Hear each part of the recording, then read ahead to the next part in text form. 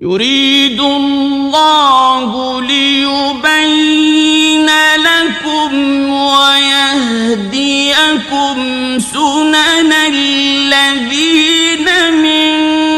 قبلكم ويتوب عليكم والله